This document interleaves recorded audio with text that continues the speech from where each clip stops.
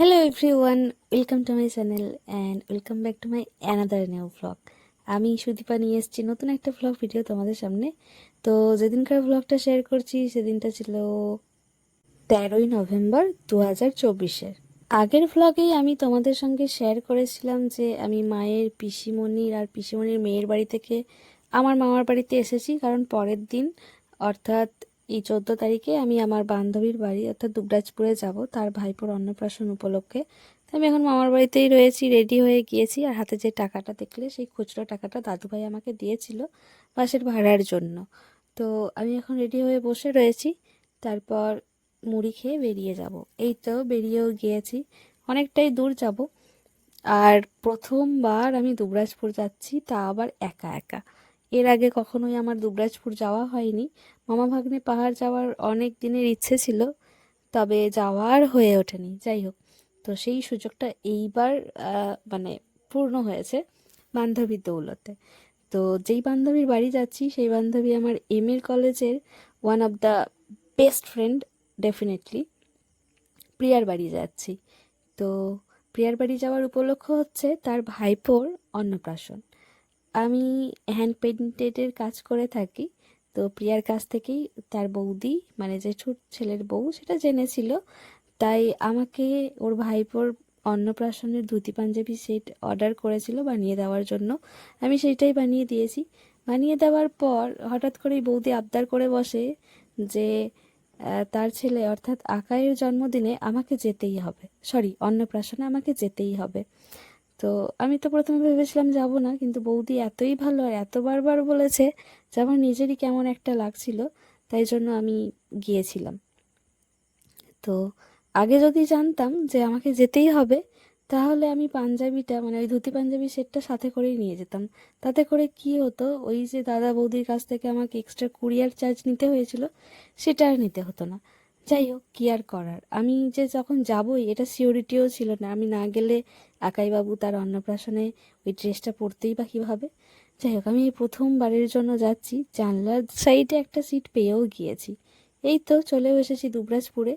নেমেছি ক্যানেল অফিস মোড়ে, খুব সম্ভবত ওটা। ওদের বাড়ি গেলে না দুটো জায়গাতে নামা যায়, একটা পাওয়ার হাউস মোড়, একটা ক্যানেল অফিস মোড়। আমি তো জানি না, তাই প্রিয়াকে 1000বার ফোন করে করে ডিস্টার্ব করেছি, জ্বালিয়েছি। কিভাবে যেতে হয়, কোথায় যেতে হয়, কী করে যাব। আসলে কোনোদিন যাইনি কি না, তাই জন্য এই অবস্থা। আর এখানটাতে এত জ্যাম, এখানটায় রাস্তাটা প্রচণ্ড সরু। একটা সাইডে মানে বাস গেলে বা কোনো বড় একটা গাড়ি গেলে আরেকটা সাইডে আসার উপায় থাকে না, তাই এরকম অবস্থা। আর ওদের বাড়ি স্টেট বাসেও যাওয়া যায়, আবার লোকাল বাসেও যাওয়া যায়। স্টেট বাস গেলে পাওয়ার হাউস মোড়েই নামতে হয়, আর লোকাল বাস গেলে খুব সম্ভবত ক্যানেল অফিস মোড়ে নামতে হয়।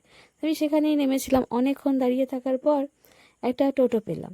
কেউ তো যাবে না বলছিল, এক্স্যাক্টলি জায়গাটাও জানি না, কিভাবে যাব, কোন দিকে যেতে হয়। ভুলভাল জায়গায় যদি নিয়েও চলে যাই, আমি সেটাও টের পাবো না।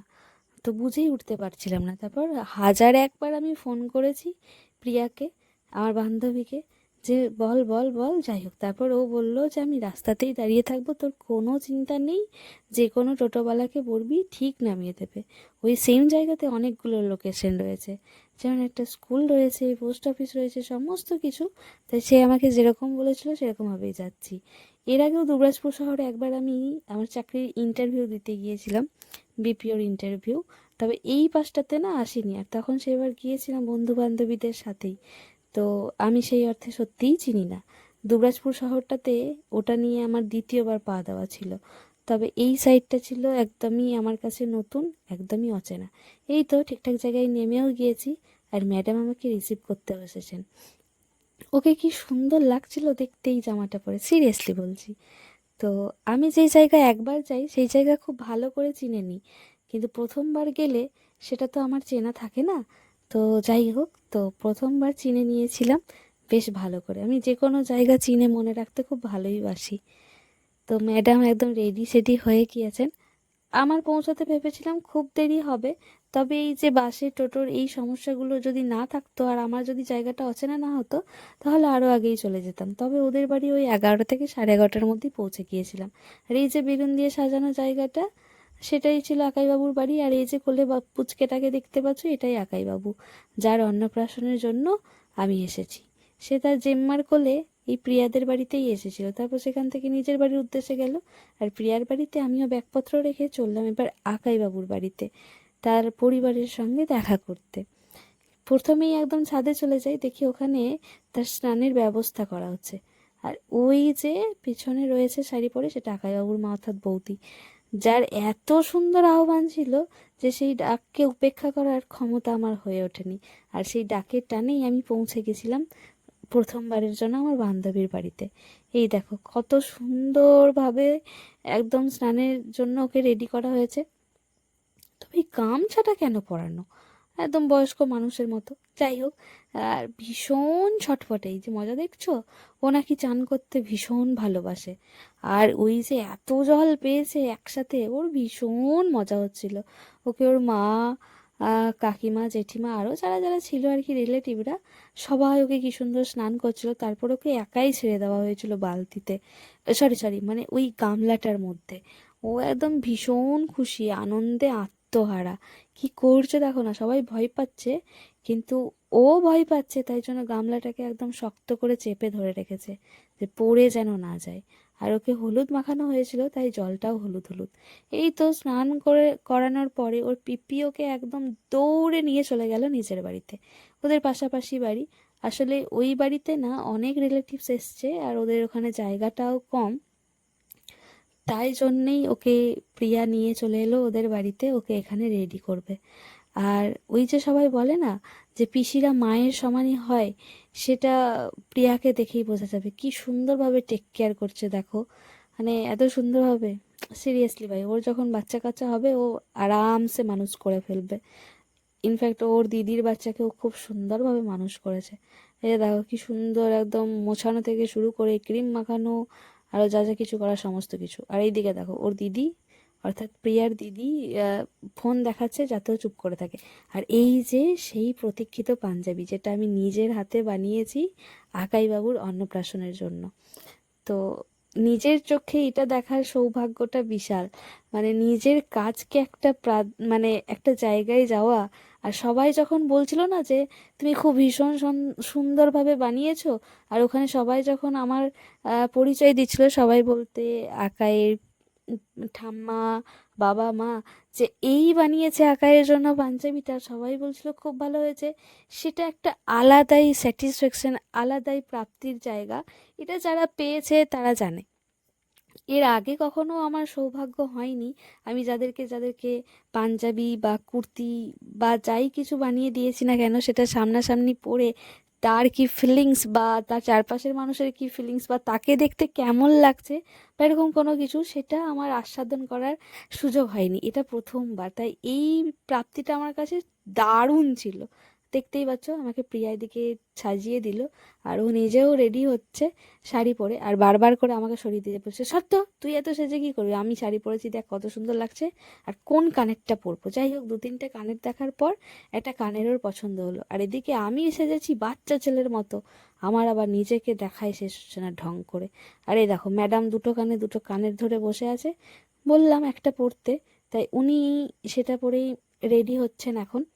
আমাকেও বলেছিল শাড়ি পরার কথা, কিন্তু না না, আমি ওখানে প্রথমবার গেছি, আর ওখানে গিয়ে কেমন একটা লাগছে তাই আমি আর শাড়ি পরিনি। যাই হোক, তবে ওকে মজা করে বলেছিলাম তুই তো আগে বলতে পারতিস আমি শাড়ি পরতাম।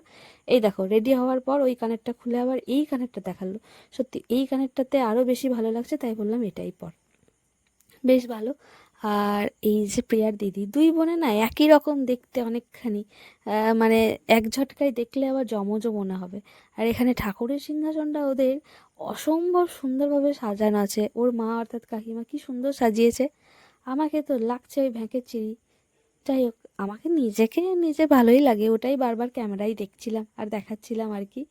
ওদের বাড়িটা না ভীষণ সুন্দর সাজানো গোছানো পরিপাটি, আমার খুব ভালো লেগেছে। তারপরে এই তো চলে এলাম আকাইয়ের যেখানে অন্নপ্রাশন হবে সেখানে। এই যে যিনি ভাত খাওয়াবেন সেটা হচ্ছে প্রিয়ার বাবা অর্থাৎ কাকু।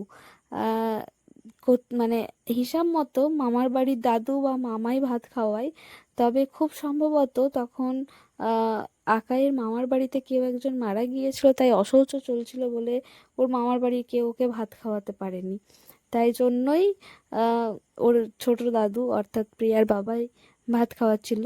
প্রথমে কাকু বসে বলছিল যেন মনে হচ্ছে আমার নতুন করে আইবুড়ো ভাত হচ্ছে। সিরিয়াসলি এই মুহূর্তে ব্যাপারটা কিন্তু সেই রকমই মনে হচ্ছে, সামনে থালা ভর্তি এত খাবার দাবার আর কাকু তার মাঝখানে বসে রয়েছে। অনেক রিলেটিভস এসছে, ওদের বাড়িটা একটু ছোট, জায়গার একটুখানি অভাব, তাই জন্য ভিড় ভাট্টাটা একটু বেশিই মনে হচ্ছে। তবে ওখানকার মানুষজনগুলো খুব ভালো, আমি যে প্রথমবার গিয়েছিলাম আমার একবারের জন্য মনে হয়নি। আর এই যে দেখো আকাই বাবু একদম বরের মতো ধুতি পাঞ্জাবি মালা পরে রেডি একদম, কি সুন্দর কিউট পুতুলের ডিব্বা। সত্যি আকাই না ভীষণ মিষ্টি গুলুমুলু একটা বাচ্চা, ওকে আমি যে কতবার চটকেছি হাম্পি খেয়েছি, ভীষণ সুন্দর। তারপরে এই যে মুকুটটা দেওয়ার পর দেখো একদম মনে হচ্ছে বিয়ে করতে যাবে ছোট্ট বরটা, কি সুন্দর না।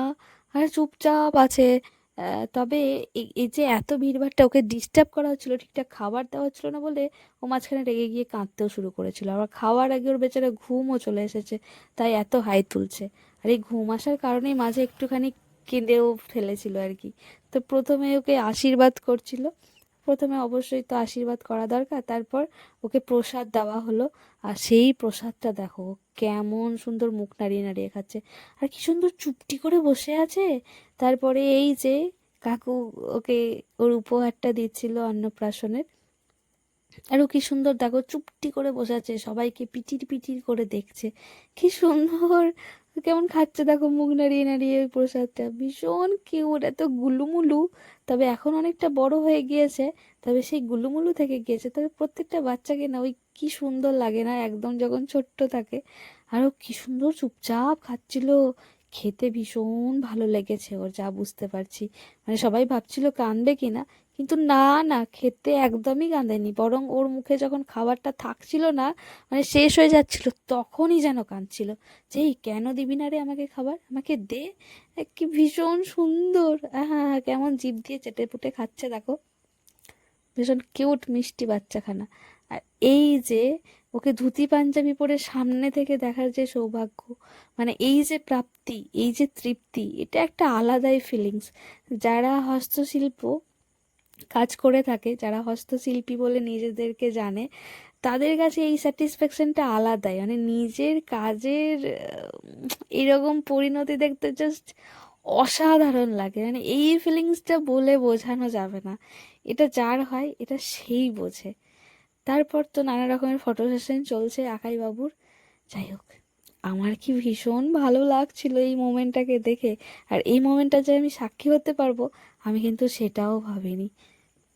আলাদাই, জাস্ট আলাদাই স্যাটিসফ্যাকশন একজন আর্টিস্ট হিসাবে। এর থেকে বড় পাওনা আর কী বা হতে পারে। আর তার থেকেও বড় পাওনা হয় সম্মান। তবে কি জানো, যারা নিজের মানে মানুষ বুঝি আমরা, তারা না এই সম্মানটা দেয় না। বাইরের মানুষ যতটা তোমার হাতের কাজের কদর করে, যতটা তোমাকে ভালোবাসে। তো এই যে প্যান্ডেলে গিয়েছিলাম, প্রিয়া বলল আমাকে খেয়ে নিতে, তবে আমার একা একা খেতে কেমন যেন লাগছিল। আসলে ও ওর হবু শ্বশুরবাড়ির জন্য, হবু বরের জন্য তখন অপেক্ষা করছিল। আর আমাকে বললো তুই তো অনেকক্ষণ এসছিস, কিছু খাসনি, খিদে পাবে, তখন অনেক বেজে গিয়েছে, খেয়ে নে। কিন্তু আমি একা একা কেমন একটা লাগছিল, আমার তো ভালোই লাগে না, আমি তো বাড়িতেও কখনো একা একা খাই না, তাই আর খাইনি। তারপরে এই দেখো পরের পর আশীর্বাদ চলছে, এই তো এটা আকাইয়ের ঠাম্মি, ঠাম্মি ওকে একটা সোনার চেন পরিয়ে দিল। আকাই কি সুন্দর মায়ের কোলে বসে আছে। এরপর সবাই একে একে আশীর্বাদ করছিল, খাওয়ার আগে হয়নি, তাই খাওয়ার পরে। তারপরে এই দেখো বৌদি অর্থাৎ আকাইয়ের মায়ের সাথেই আমি খেতে চলে এসেছি। বৌদি আমাকে বলল চলো আমরা একসাথে বসি।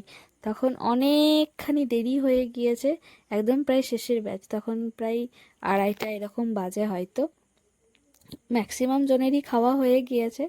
তারপর আমরা বসেছি খেতে। আর সামনের দিকে যে রয়েছে সে হচ্ছে প্রিয়ার আরেক বৌদি, মানে আরেক জেঠুর ছেলে, আর সরি ছেলের বউ, আর তার ছেলে অর্থাৎ ভাইপো। যাই হোক বসেছি, এই বৌদিগুলো না ভীষণ ভালো, সত্যি সবাই খুব ভালো। আর এই যে আকাইয়ের অন্নপ্রাশনের মেনু, যাই হোক বেশ ভালো, খুব সুন্দরভাবে খেয়েছিলাম। রান্নাগুলো সত্যিই খুব ভালো হয়েছিল।